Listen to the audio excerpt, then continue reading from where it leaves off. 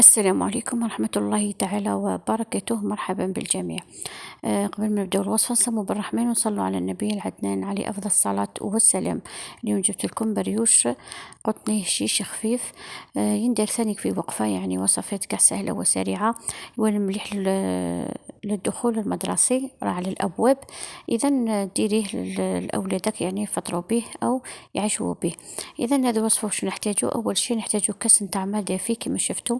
اللي ما عندهاش الحليب تقدر ديرو بالماء الدافي، ونضيفو مغرف تاع سكر ومغرف خميرة الخبز، وربع مغارف نتاع الزيت، ومغرف نتاع قهوة نتاع الملح. اذا وزازت نتاع البرتقال وبياض بيضاء، والصفار نحتفظ به نحتاجو من بعد. ونخلط كل شيء مع بعض كما راكم تشوفوا، ونخليهم يريحوا مدة 10 دقائق، ومن بعد نرجع للخليط تاعي نخلطه ونبدا نضيف الفرينة. اذا هنا ضفت الكاس الاول وغربلته كما راكم تشوفوا، زدت مع باكي تاع خميره نتاع الحلويات، ونخلط مليح بالفوي. هنا نضيف الكاس الثاني ونستمر في التخليط.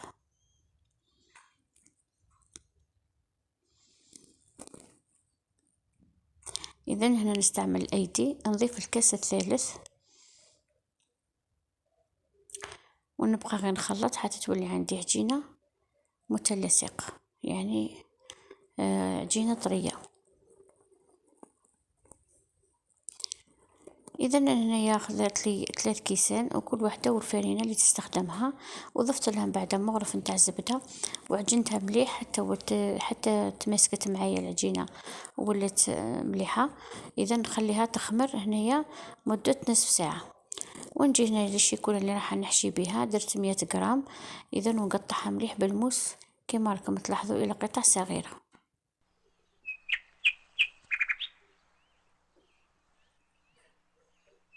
نحطها في الغسيبيون ولا في اناء صغير، ونجيب العجينه نتاعي بعد اللي فاتت نص ساعه وخمرت معايا العجينه.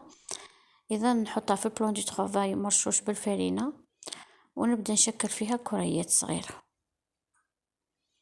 او خبزات صغيره.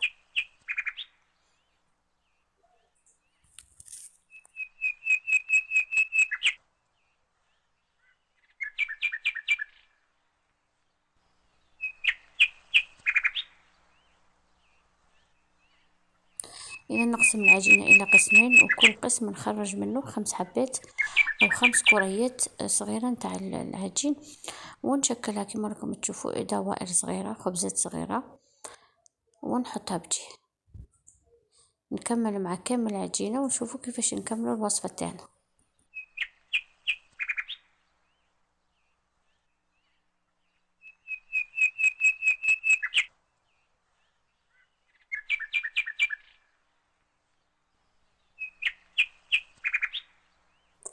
هنا بعد ما كملت تشكيل الكريات، نجيب كل كريه نفتحها ونحشيها بالقطع من الشوكولاته، ونعاود نزيد نكورها مليح ونحطها في صينيه لتدخل الفرن، نفرشها بورق الزبده بابي كويسون باش ما تلصقليش.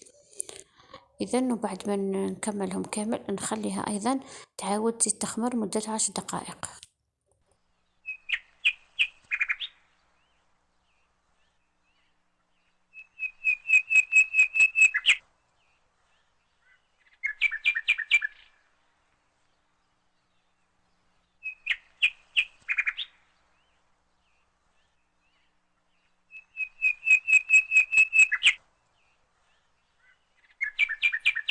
هنا بعد ما فاتت 10 دقائق وخمروا لي، اذا ندهن الوجه نتاع كل الكريات او الخبزات بصفار البيض.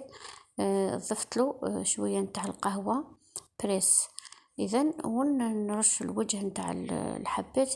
انا هنا درت كاوكاو ايفيلي، واللي عندها جلجلان ولا سانوج ولا سكر ولا اي حاجه، اي مكون ديرو اللي متوفر عندك في البيت، يعني ديريه في الوجه نتاع الحلوى نتاعك. دخليها الفرن 180 درجة مدة نصف ساعة. واذا كان فونتيلي، واذا كان يشعل غاز يشعل من التحت والفوق، اذا خليه يحمر من التحت ومن بعد زيد يشعلي له من الفوق، تحصل على هذا اللون، ويكون هكا الكريات تاعنا او البريوش تاعنا جاهز. اذا هنا نفتح معكم حبه باش تشوفوا جا هشيش جا روعه، والشيكولا هذيك طلعت له بنه بنا رائعة سخطة للأطفال، يعني هذاك ما يبغوا الحاجة اللي فيها شوكولا. إذا كانت هذه الوصفة نتاع اليوم، قدمتها مصحوبة بالقهوة.